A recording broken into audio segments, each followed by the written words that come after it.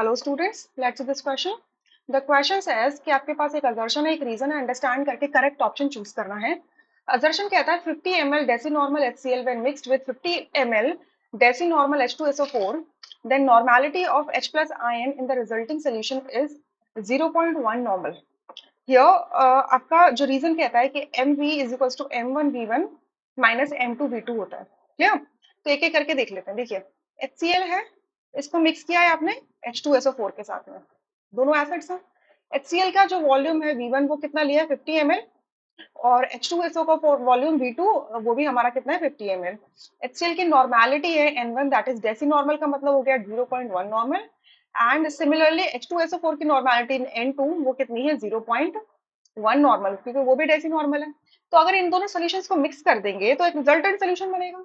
तो हमें उस रिजल्टेंट सोल्यूशन के अंदर क्या निकालना है, H प्लस आयंस की कॉन्सेंट्रेशन निकालनी है। ठीक है, तो अब यहाँ से एक एक करके समझते हैं कि जो टोटल, अगर आप इसमें से नंबर ऑफ इक्विवेलेंट्स निकालो तो यहाँ पर देखिए ये HCl है, कंप्लीट डिसोसिएट करेगा तो इसमें number of equivalents, number of H plus ions कितने होंगे 1।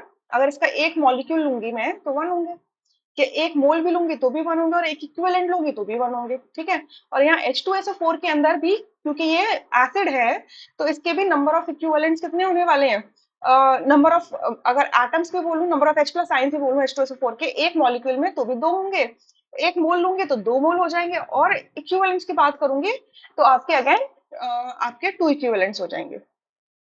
ठीक है, तो 2 इक्विवेलेंट्स हो जाएंगे। अच्छा, तो क्योंकि एसिड है ना, एसिड के लिए जो एन फैक्टर होता है वो उसका नंबर ऑफ रिप्लेसेबल हाइड्रोजन्स होते हैं। तो जो रिजल्टेंट सोल्यूशन होगी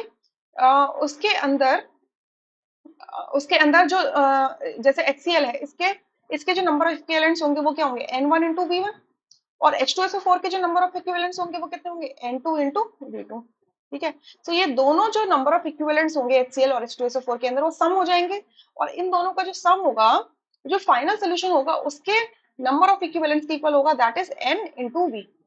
ठीक है, बिकॉज आपको पता है कि नॉर्मेलिटी बेसिकली क्या होता है, number of equivalents present in per unit volume of the solution होता है।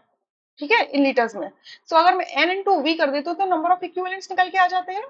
या अच्छा, तो अब यहाँ से इनकी वैल्यूज पुट करो। सो N1 0.1, V1 50 plus N2 0.1 and V2 50। ठीक है, अब देखो वॉल्यूम में दोनों साइड में ही ml में रख रही हूँ, तो आपको चेंज करने की कोई जरूरत नहीं है। अगर आप एक साइड ml रखोगे और एक साइड लीटर रखोगे तो आपको चेंज करना पड़ेगा।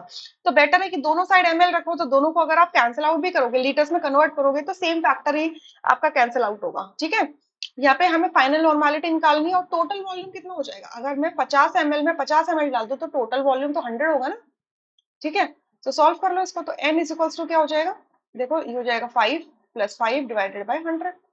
सॉल्व करते जाना, 10 अपॉन 100 दैट इज 0.1 नॉर्मल। तो ये बिल्कुल ट्रू लिखा हुआ है, रीजन में लिखा है यार mv is equals to m1v1 minus m2v2। अब देखो, जब भी आप किसी रिजल्टेंट का नंबर m इज मोलैरिटी, ठीक है, मोलैरिटी की बात कर रहे हो आप यहाँ पर। तो मोलैरिटी क्या होती है, मोलैरिटी होती है number of moles divided by volume in litres of the solution, number of moles of the solute होते हैं। तो अगर नंबर ऑफ मोल्स निकालने हैं तो मोलैरिटी इनटू वॉल्यूम कर देते हैं। सो अगर आप एक फाइनल रिजल्टेंट सोल्यूशन के अंदर टोटल नंबर ऑफ मोल्स निकालना चाहते हैं, so it is going to be the number of moles present in the solution 1 plus number of moles present in the solution 2। तो यहाँ प्लस का साइन आना चाहिए था, बट यहाँ माइनस का साइन है, तो ये स्टेटमेंट हो जाती है फॉल्स, assertion false हो जाता है। सो अकॉर्डिंगली आपका सी ऑप्शन करेक्ट होगा, rest options will be incorrect. I hope you understood, thank you.